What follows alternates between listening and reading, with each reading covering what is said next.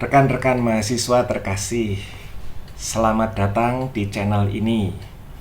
Di dalam ilmu filsafat, ada satu konsep penting yang perlu kita simak dan kita pahami dengan cukup jernih.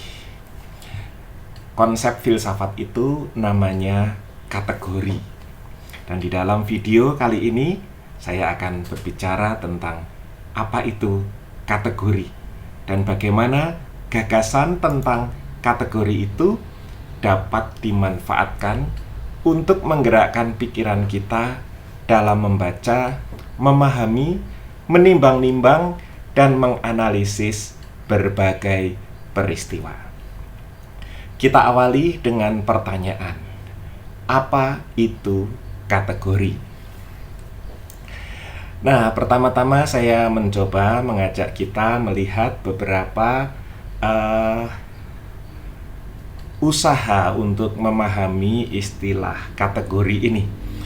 Istilah kategori itu adalah istilah yang cukup kuno dan klasik di dalam tradisi filsafat, khususnya filsafat Barat yang berakar pada tradisi filsafat Yunani. Dan di dalam tradisi Barat ini ada satu tokoh penting yang banyak bicara tentang kategori. Orang itu namanya Immanuel Kant. Dan menurutnya kategori itu adalah suatu konsep murni tentang pengertian. Nah, apa itu konsep murni? Konsep murni ini artinya konsep yang terbit sebelum orang berpikir. Kok bisa ada konsep yang muncul sebelum berpikir? Gimana nalarnya?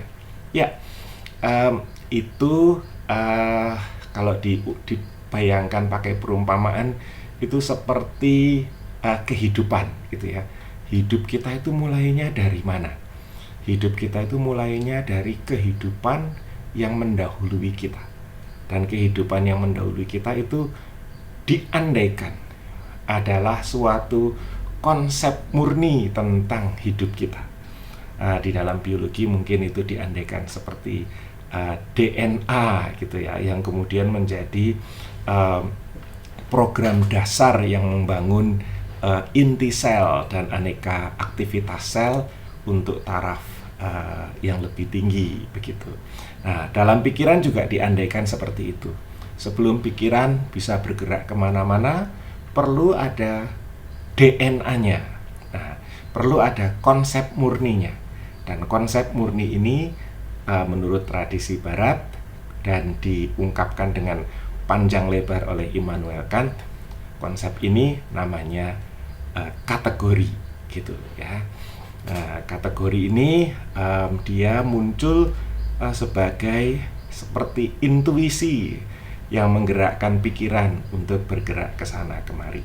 Sampai di situ dulu kira-kira penjelasan tentang kategori menurut gaya berpikir Immanuel Kant. Kategori adalah konsep murni. Nah, kita coba lihat lebih jauh gitu ya. Kalau diterapkan pada masa kini, karena sekarang ini orang tidak lagi berpikir tentang pikiran murni, tapi pikirannya ya pikiran yang bisa dipakai untuk mengerjakan aneka analisis gitu ya. Nah, gimana kategori dibicarakan? Di sini ada satu definisi yang relatif mudah dipahami begitu ya, bahwa kategori itu adalah yang membuat suatu perkara punya predikat gitu ya. Jadi ketika sesuatu diberi predikat, nah sesuatu itu diberi kategori. Mungkin demikian pengertian populernya. Kita coba melihat lebih jauh gitu ya. Kategori dalam artian populer ini apakah lalu menjelaskan problem kita, problem yang dihadapi oleh orang-orang mulai dari Aristoteles sampai Immanuel Kant tampaknya tidak gitu ya. Kategori perlu dimengerti lebih jernih lagi. Nah, saya mencoba ikut membicarakan itu. Bagaimana membicarakan kategori secara lebih jernih. Kalau Immanuel Kant bilang kategori itu konsep murni, pikiran murni, gagasan murni. Jelas? Menurut saya ya jelas pada konteksnya. Tapi untuk konteks saat saya memikirkan ini, saya bingung. Apa itu pikiran murni? Gitu ya. Lalu juga tadi dalam pikiran populer, kategori adalah suatu hal yang membuat satu perkara atau satu hal bisa diberi predikat. Apakah jelas? Sepintas jelas. Misalkan saya seorang laki-laki, saya predikatnya laki-laki dan saya diberi kategori laki-laki. Jelas, tapi apa artinya gitu ya? Apakah kategori hanya semata-mata menjadi predikat semata? Duduk perkara debat tentang kategori itu di mana? Gitu. Saya mencoba memikirkan lebih dalam. Dan ini yang saya usulkan. Usulan ini bukan yang saya tidak mengklaim usulan ini paling benar, paling hebat, tapi moga-moga menyumbang sesuatu untuk membuat kita bisa memikirkannya lebih jernih. Kategori itu apa? Saya mencoba menggambarkannya demikian. Moga-moga menjadi sederhana. Kategori itu kulit gitu ya. Tadi kan ada yang bilang kategori predikat. Ya benar juga, karena dia memberi kulit gitu ya. Dia memberi batas. Nih kita andaikan adalah dinding yang mengitari suatu wilayah. Nah, inilah kategori. Jadi ketika kita bisa menarik garis batas, di sana kita mendapatkan satu kategori. Misalkan tadi saya adalah seorang laki-laki, berarti saya dibatasi oleh sesuatu ya, satu kategori, dan kategori itu adalah kategori laki-laki. Dan kategori ini bisa dikembangkan ke banyak wilayah ya, cakupannya bisa sangat besar dan bisa dipakai untuk membicarakan banyak hal. Ya, poin yang mau saya garis bawahi saat ini, kategori adalah batas. Kategori adalah kulit gitu ya. Dan dengan demikian dia berfungsi untuk menciptakan bentuk gitu ya. Karena ada kategori, kita melihat bentuk, dan karena kita melihat bentuk, maka kita bisa melihat macam-macam. Bisa melihat benda, bisa melihat makna, bisa melihat konsep, dan macam-macam. Jadi kategori adalah pemberi batas yang menciptakan bentuk. Nah, batas itu membatasi apa gitu ya. Nah, ini yang mau saya gulirkan dalam percakapan kita saat ini. Yang dibatasi itu adalah realitas yang dibayangkan sebagai isi. Tapi isinya itu bukanlah barang yang statis. Karena kalau barangnya statis dan sudah menjadi sesuatu yang punya bentuk, maka bentuk itu jadi kategori di sini ya, tidak perlu diberi kategori yang lain karena dia sudah bisa berdiri sendiri. Tapi karena dia bukan sesuatu yang punya sifat-sifat kategoris, maka dia harus diberi kategori. Nah, lalu isinya macam apa itu? Saya mencoba menggambarkannya di sini, di dalam model pemikiran ini, bahwa yang dibatasi oleh kategori itu adalah gejala yang namanya dialektik, begitu ya. Dialektik itu apa? Dialektik adalah relasi di antara dua hal yang saling bertentangan tetapi tidak bisa dipisahkan. Saya pakai lambang nih di sini. Dua hal yang bertentangan, misalnya apa gitu ya? Misalnya ya negatif dan positif gitu. Itu bertentangan tapi tidak bisa dipisahkan dan dia menciptakan satu kesatuan. Dan ini lambang ini bisa dikenakan kepada banyak hal. soal laki-laki, perempuan, siang malam, untung malang, dan seterusnya. Gitu ya, bisa dipakai untuk membicarakan banyak hal. Sebelum diberi kategori, ya, yang namanya isi itu hadir sebagai suatu dialektik yang terasa ada. Dia sudah menampilkan diri, tapi nggak bisa dilihat, nggak bisa dibayangkan bentuknya, karena ya belum diberi kulit, belum diberi bentuk, belum diberi daging, belum ada konsepnya. Ada isinya, tapi belum ada konsepnya, gitu. Moga-moga ini sedikit menolong kita untuk berpikir selangkah lebih dalam. Dengan kata lain, saya mau mengemukakan satu gagasan bahwa yang kita sebut kategori itu tidak pernah berhenti pada satu titik. Ketika kita menemukan satu kategori, kategori itu akan berkembang menjadi persoalan lain. Dengan kata lain, kategori itu akan berkembang menjadi dialektik baru, dan dialektik baru ini akan mendorong terciptanya kategori baru. Kategori baru akan menciptakan dialektik baru, dan demikian seterusnya. Dan itu adalah cerita tentang pikiran kita.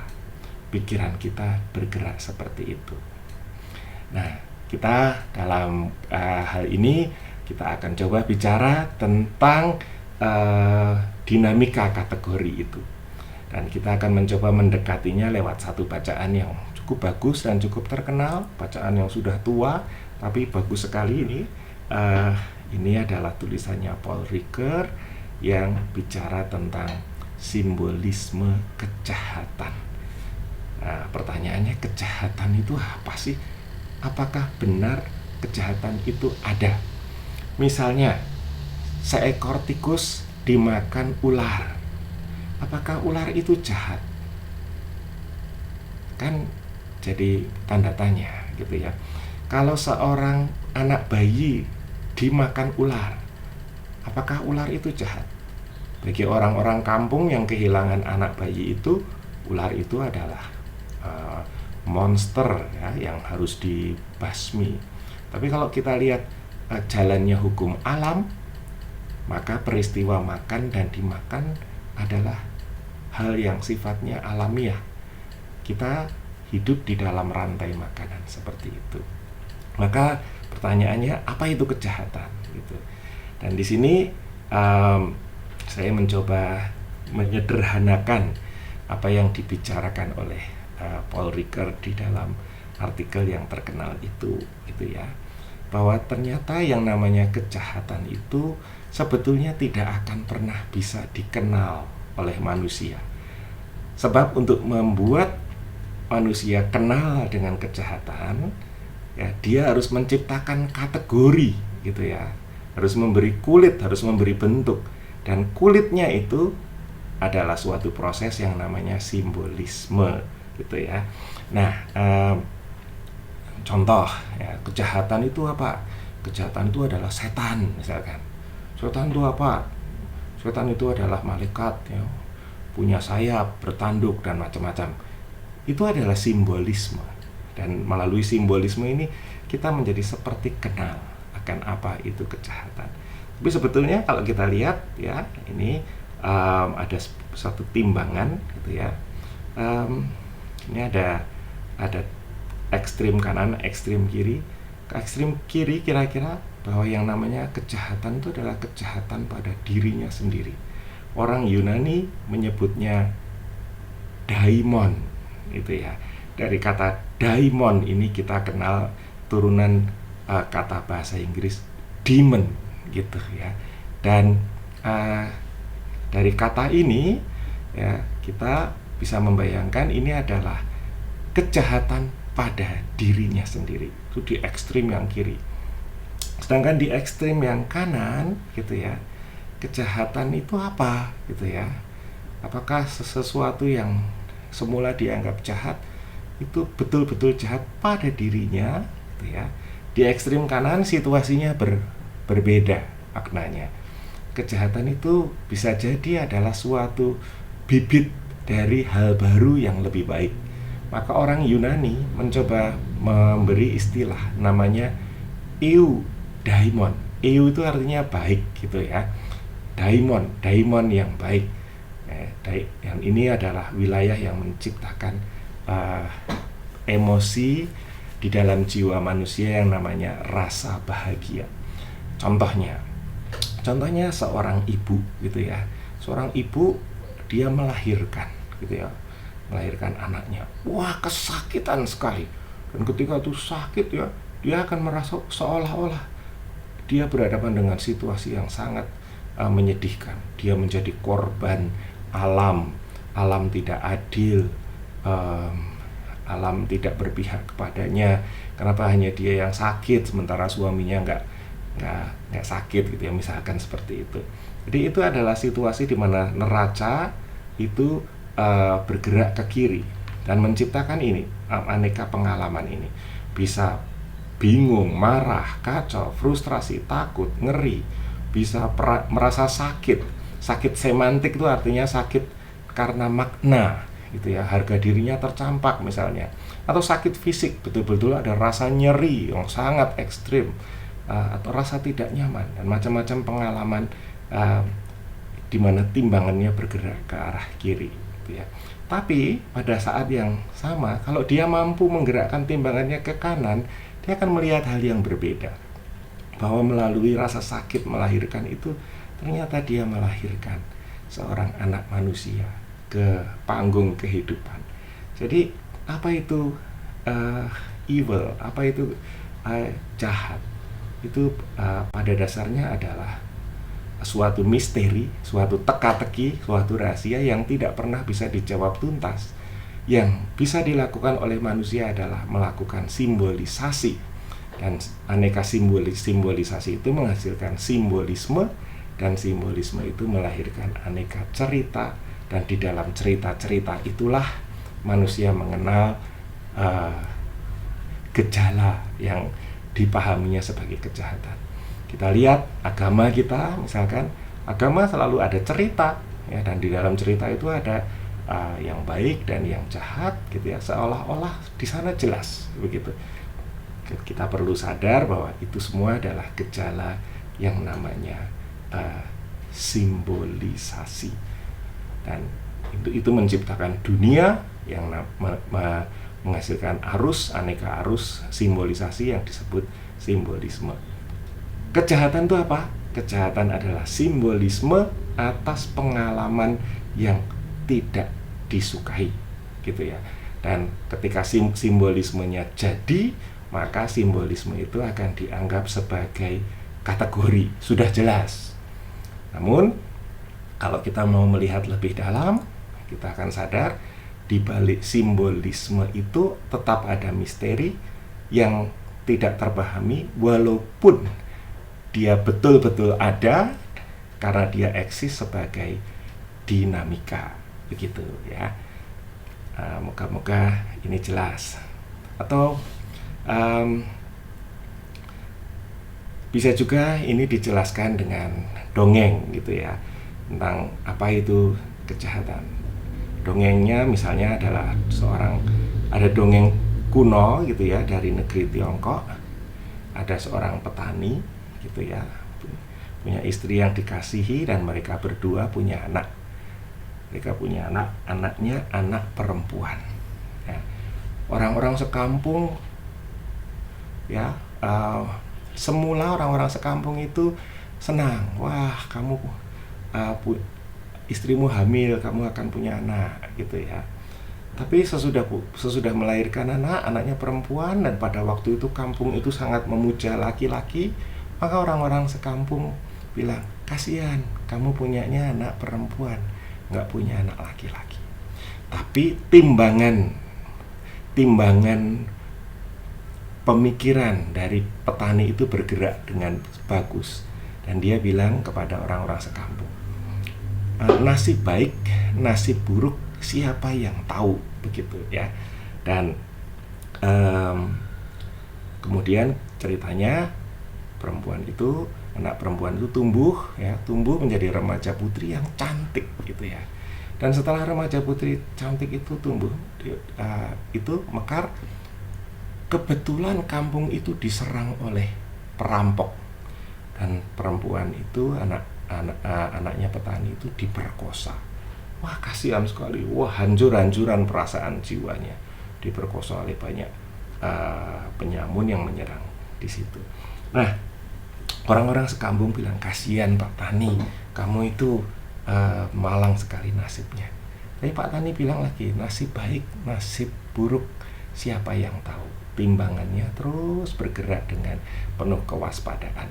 Dan betul, anak itu kemudian ternyata hamil, ya. Wah, semua orang menganggap petani itu malang, dan akhirnya melahirkan seorang anak laki-laki. Jadi petani itu punya cucunya laki-laki, dan karena bapaknya adalah perampok yang perkasa, anak itu tumbuh sebagai laki-laki yang kuat. Dan Pak Tani, walaupun itu anaknya perampok yang tidak dikenal, dia mencintai cucunya dengan tulus, dan cucunya diberitahu asal usulnya dengan jelas, sehingga dia tumbuh bisa mengenal dirinya dan sejarah hidupnya dengan jernih, dan dia tumbuh jadi anak yang baik, tangkas, pandai naik kuda, dan kemudian wajahnya pun rupawan. Orang-orang sekampung berubah pikiran. Wah, Pak Tadi, ternyata kamu diberkati, kamu punya cucu yang sangat hebat, pintar, cekatan, cerdas, dan seterusnya. Petani itu bilang, wah, nasib baik, nasib buruk, siapa yang tahu. Dan betul, pada satu hari cucunya Pak Tani itu naik kuda, saking beraninya dia bermanuver naik kuda itu, dia jatuh dengan posisi ekstrim sehingga kakinya patah, gitu ya, patah dalam kondisi ekstrim, berantakan tulangnya. Dan akhirnya dalam keadaan seperti itu, orang-orang kembali bilang, kamu kasihan sekali, cucumu sekarang hancur, kakinya sudah tidak berbentuk dengan baik, dan pasti dia akan sulit mencari pekerjaan kelak. Dan betul, Pak Tani melihat itu, tapi dia tetap menjaga timbangan kewaspadaannya, dan dia bilang lagi, nasib baik, nasib buruk, siapa yang tahu.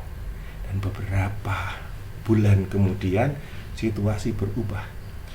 Negeri Tiongkok dalam peperangan, dan kaisar memerintahkan supaya semua pemuda dan di berbagai tempat semua ikut wajib militer dan maju ke peperangan. Banyak yang pergi, tidak kembali.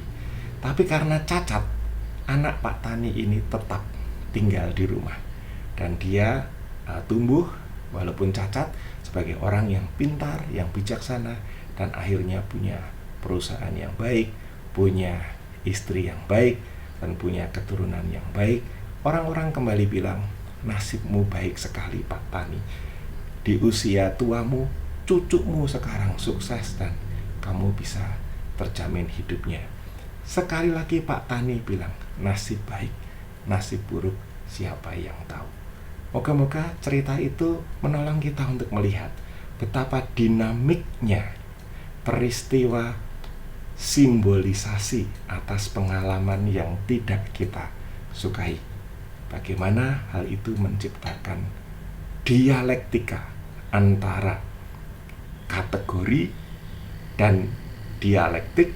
Ini tadi ya, kategori dan dialektik dalam suatu peristiwa yang tidak berkeputusan. Maka sampailah kita pada kesimpulan. Kalau gitu mari kita simpulkan gagasan filsafat yang penting ini, kategori dan dialektik. Sekarang kita punya kata lain pasangannya dialektik dalam komposisi model ini. Apa itu maknanya? Bisa kita simpulkan di sini kalau pakai peristilahan gaya Immanuel Kant, ya, bahwa kategori dan dialektik itu adalah dua gagasan a priori, artinya yang mendahului pikiran. kategori adalah a priori tentang bentuk, dialektik adalah a priori tentang isi. Manifestasinya hadir dalam wujud simbolisasi, dan yang disimbolkan adalah relasi antara plot dan naratif yang menciptakan banyak cerita dalam kehidupan manusia. Dan di dalam cerita-cerita itu, maka kita akan sepertinya paham mana yang baik, mana yang buruk, dan itu menjadi pertolongan bagi kita untuk mengolah diri menjadi orang yang baik dan menjauhkan diri dari kecenderungan-kecenderungan yang dianggap buruk ataupun jahat. Substansinya tidak pernah bisa dicapai, tetapi ceritanya melimpah ada di sana. Karena melalui cerita-cerita itu, substansi yang mau dikemukakan melalui dua a priori ini itu ditampilkan ke permukaan. Nah, sekarang kita coba petik manfaatnya percakapan yang sifatnya sangat abstrak ini. Gejala kategori dan dialektik ini terdapat di banyak peristiwa. Di alam ada, di alam sosial ada, di alam psikis ada. Contoh praktisnya saya letakkan di sini. Kita jumpai gejala bahwa kita semua itu tempo-tempo punya kebutuhan untuk curhat, untuk mencurahkan isi hati. Curahan isi hati itu apa? Curahan isi hati itu wujudnya cerita. Kenapa kok kita haus untuk bercerita? Karena kita perlu melakukan simbolisasi. Dan di dalam curhatan itu, di dalam simbolisasi itu, maka tertuanglah suatu gambar yang makin membuat kita paham apa yang terjadi, bahwa kita gelisah, dan kegelisahan itu merupakan gejolak di mana apa yang disebut dialektik itu mencari kategori. Jiwa kita ada dialektiknya, dan jiwa kita membutuhkan aneka kategori. Dan untuk mencapai proses sintesis dari kedua hal ini, kita butuh aneka narasi. Semoga klip ini untuk saat ini bermanfaat bagi kita semua. Terima kasih.